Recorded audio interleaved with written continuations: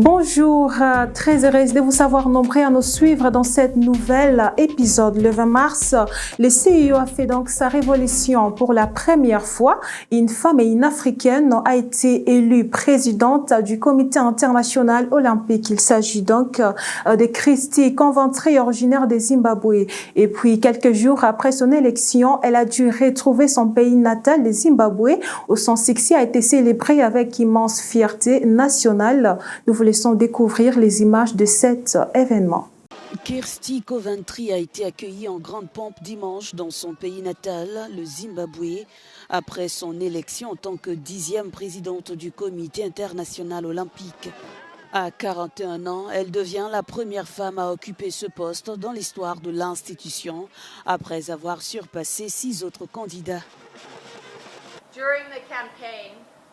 Pendant la campagne, j'ai beaucoup insisté sur le fait d'être la meilleure personne. Pas sur le sexe, pas sur le continent. Mais maintenant, je suis vraiment très fière que nous puissions dire que nous sommes le premier Zimbabwéen, le premier Africain et la première femme à ce poste. Nous avons fait tomber tant de barrières lors de ce vote et je remercie tous mes collègues du CIO pour leur confiance. Ce mandat s'annonce passionnant. Sa victoire a réussi à rassembler les Zimbabwéens, y compris ceux qui lui reprochaient d'avoir accepté un poste ministériel sous la présidence d'Emerson Mnangagwa. Pour de nombreuses femmes, son ascension envoie un message fort. Christy, vous avez placé le Zimbabwe sur la scène mondiale. Nous sommes si heureuses, nous serons à vos côtés, nous vous soutiendrons. Et nous savons que ce n'est pas seulement une victoire personnelle. Afin de se consacrer pleinement à ses nouvelles fonctions, Christy Coventry va démissionner de son poste de ministre des Sports et s'installer à Lausanne, en Suisse, où se trouve le siège du CIO.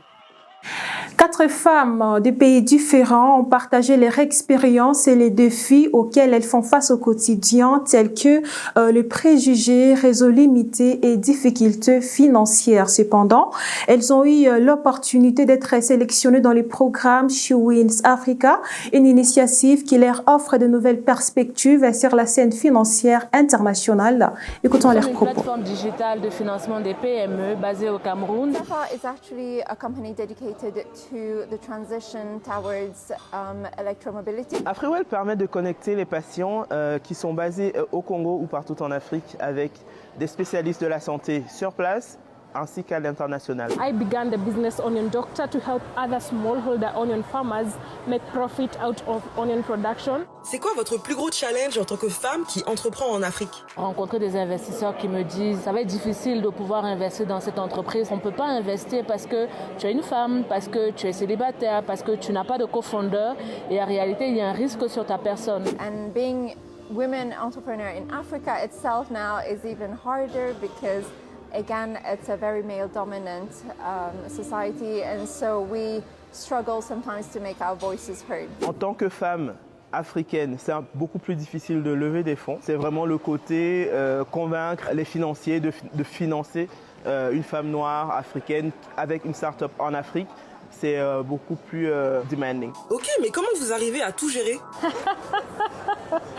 I think I struggle with so many things, but self-confidence is not one of them.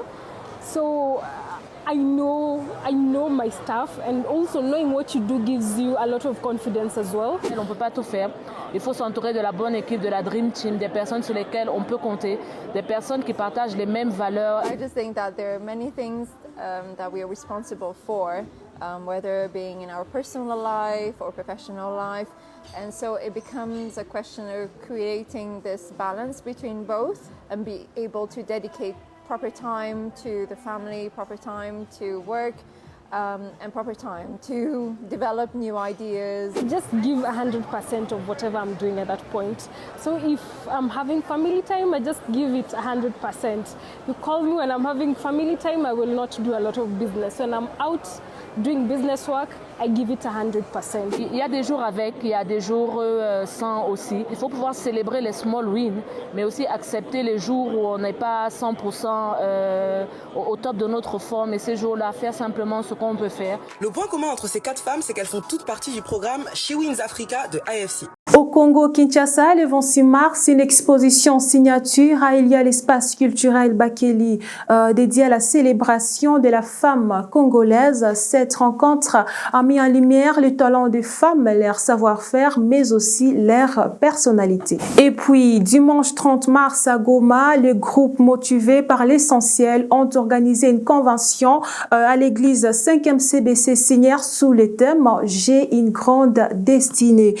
Cette rencontre a été un moment fort et inspirant entre femmes et jeunes filles présentes. Nous vous laissons regarder. L'activité, c'était d'abord une convention de femmes réunissant les jeunes dames de différentes églises de la ville de Goma. Le groupe motivé par l'essentiel, c'est un groupe de jeunes moniteurs qui encadrent les enfants. Au-delà d'encadrer les enfants dans des églises, nous encadrons également les enfants dans des orphelinats. Donc le programme est né à la suite de tout ce que nous avons vécu dans les orphelinats. On a compris que la femme a un grand rôle à jouer. Elle a besoin de poursuivre sa destinée, elle a besoin de connaître ses valeurs et les défendre. Oui, nous avons choisi seulement femmes parce qu'actuellement nous sommes en train de faire face à plusieurs difficultés.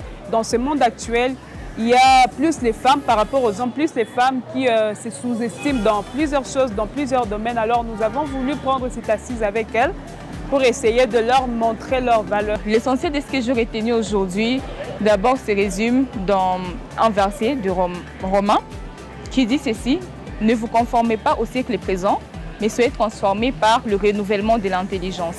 Alors, de ce que j'ai appris, c'est que d'abord parlons du destin, de la destinée. Nous devons être préparés. Tu ne vas pas seulement te dire, par exemple, j'ai une prophétie, on m'avait prophétisé ceci ou cela. Et déjà, tu t'attends, tu restes posé, calme, en attendant à ce que ta destinée soit réalisée. Donc nous aimerions bien qu'une femme, après cette convention, qu'elle aille en sachant que j'ai une grande destinée. Je dois être à mesure de l'accomplir parce que si je détruis ma vie, il y a d'autres personnes qui vont aussi souffrir. Alors j'ai tout intérêt à poursuivre mes objectifs, j'ai tout intérêt à poursuivre mes rêves et dans les Seigneurs et ne pas me conformer au monde. Terminons. En Côte d'Ivoire, la beauté africaine et l'autonomisation féminine seront mis à l'honneur lors du concours Reine Awalaba d'Afrique. Les présélections se dérouleront à travers les pays le 3 avril, le 5 juillet et pour la grande finale le 26 juillet 2025. Regardez. En GT, le concours Reine Awalaba d'Afrique 2025 est officiellement lancé. Il célèbre la femme africaine à travers sa prestance, son éloquence et son engagement. Les critères de sélection et les attentes sont présentés. Ce concours met en valeur la femme africaine. Nous avons 3 mois de tournée. Nous commençons le 3 avril à Benjerville et nous finissons à Daoukro le 21 juin.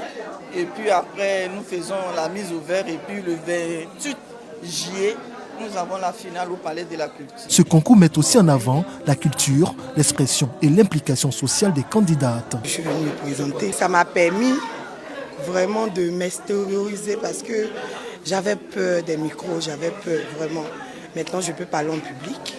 Au travers de ce concours, toute la culture ivoirienne dans sa diversité, dans sa pluralité, dans sa richesse est présentée au monde.